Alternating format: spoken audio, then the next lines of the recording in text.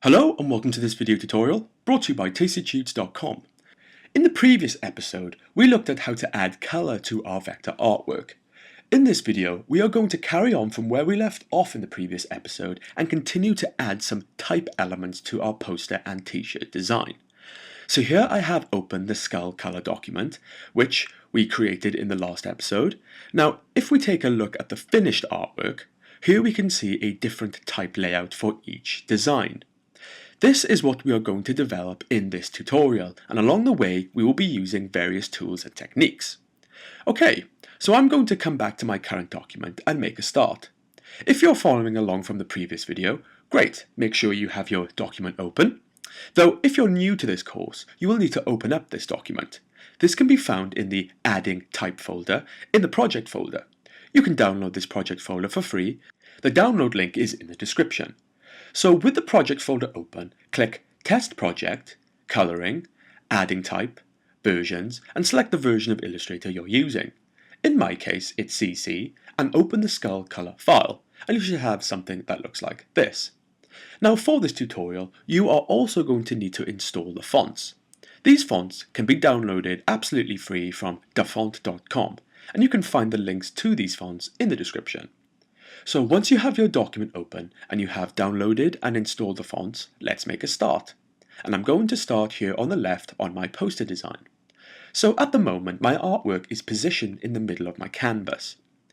I'm going to need to make room for my type here. So with the selection tool, I'm going to make a selection over everything on the canvas to select it, and holding Shift, I'm going to click on the background yellow to deselect the background.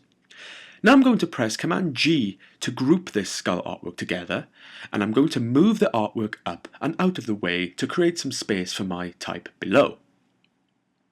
So I'm going to come across to the menu and select the Type tool, or simply press T on the keyboard to activate the Type tool, and then come to my poster area and click once. Now I'm going to proceed to type the first line of my type, and I want this in capitals, so I'm going to press the caps lock key on the keyboard. Now in my instance, the type looks pretty small, and currently the font is not what I want. So first I'm going to choose my selection tool from the menu, then I'm going to select the type object, press S to activate the scale tool, and I'm going to scale this up.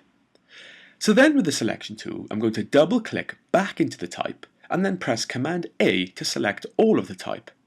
Now I'm going to come up to the control panel, and now I can see some type options here. First, I'm going to click into the font name box and begin to type the name of the font I want. So I'll go ahead and type white, and here we have found a result called White Vinegar Regular. So I'm going to select this, and the type will change to our new typeface. So I'll choose the selection tool again from the menu and move my type into the middle like so. And if I feel that this type is too big or small, I'll click on one of the corner squares on the bounding box, hold Shift and drag in or out until I'm happy with the type size. I'm going to make sure this type is black. So with the type selected, I'm going to make sure the color fill is selected in the tools menu, and I'll click on a black swatch in the swatches panel. Nice. Now with the type object selected, I'm going to press Command C to copy and then Command V to paste. With my new type object, I'm going to move this down just under my top type object. Just like earlier, I'm going to double click on the type, then select all with the mouse and begin typing in the next line. With the mouse, I can select all the type and come back up to the control panel and click into the font box to choose another font. In this instance, I'm going to go with the Dead Saloon. And there is the font. I'll click this and it's changed. So next I'm going to choose the selection tool in the menu, and this time I'm going to freely change the font size by placing my mouse cursor over the bottom right corner of the bounding box, and my mouse pointer will change to a double arrow, and as I click and drag around like so, I will have the flexibility to change the shape and size of my type. So I'm going to drag this across to match the width of the text above, tweaking accordingly until I'm happy. So like earlier, I'm going to copy and paste this type object and place it at the bottom. but this time I'm going to make it a little smaller and type in the next line. I'm going to double click into the type and select it all, come up to the control panel and change the font. The next font is called NU. And again, I'll choose the selection tool and make the type a little smaller. Now, for this type composition, I want to incorporate the same rose artwork used above as a way to frame the bottom type object. So with the selection tool, as I attempt to select the rose from the artwork above, I will select the entire skull composition. This is because it's grouped. Remember, we grouped this composition earlier. If I double click on the skull artwork, I can click into the group and click on the rose element. So with that selected, I'm going to press Command C to copy and then click in the pasteboard area a few times to come out of the group. Then I'm going to come to Edit and select Paste in Front. This will guarantee that the new rose artwork will be placed on top of everything, and I'm going to move this down. Now, we are currently focusing on the type composition and not color right now. So with the rose selected, I'm going to press I to activate the eyedropper tool, and I'm going to select the black in the type, and the rose will turn black. So with the selection tool, I'm going to select the rose and scale down the size by clicking and dragging on one of the corner squares on the bounding box while holding Shift. And then I may rotate it just slightly until I get something like this. And I'll move it just under the type above and align it. So once I am more or less happy with my rose, I'm going to select it, press and hold Alt and click and drag it over to the right to duplicate it like so. Then I'm going to come to Object, Transform and Reflect. Click OK, and now we have two roses. Great! At this point, I may need to tweak the size of my type in order to fit it between the roses with some space for the type to breathe. And that's looking pretty cool. So now I'm going to click on both roses and the type by pressing and holding Shift, and then come up to the control panel and click the Vertical Align tool. And that will align these objects perfectly together. So now I'm going to finish off the composition of my type by adding a stroke above and below. So I'm going to come over to the Line tool in the menu. With the Line tool selected, I'm going to click on the left rose and drag over to the right like so. While doing this, I'm going to press and hold Shift to get a nice straight line and release over on the opposite rose. If you do not see a stroke line, come up to the control panel and make sure to set the stroke to size 1 or above. Then I'm going to come down and draw another stroke, but this time from the right side to the left, holding Shift to draw a straight line again. So now I have two strokes, the top drawn from left to right and the bottom drawn from right to left. Now this is going to make sense in just a second. With the selection tool, I'm going to carefully select both strokes by pressing and holding Shift on the keyboard. Then I'm going to come over to the brushes panel on the right. If you do not see your brushes panel, you can come up to Window and select brushes from there. And then I'm going to select the charcoal feather brush. And now I have applied the texture effect to the stroke line. Now, if I click off, we can see that the top stroke effect tapers off to the right and the bottom to the left. This is because the start and end point of the strokes are both different. That's why we started the top stroke from left to right and the bottom stroke from right to left. This is the effect I wanted to achieve. So now it's just a case of tinkering with my type composition until I get something I am happy with. If I feel the overall composition is too big or too small, I can make a selection over the entire comp and press and hold Shift to deselect the background yellow, then press S to activate the Scale tool and click and drag in or out, holding Shift to toggle the scale of the type composition until I get something I am happy with. Next, I can click on the skull artwork above and move that down, and in the center, soon I will have something that looks like this.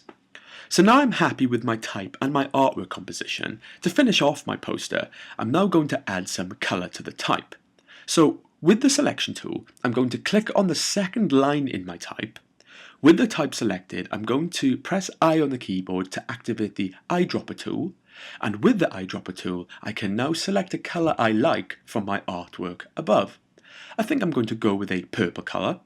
from one of the hearts here, and just like that I have changed the colour.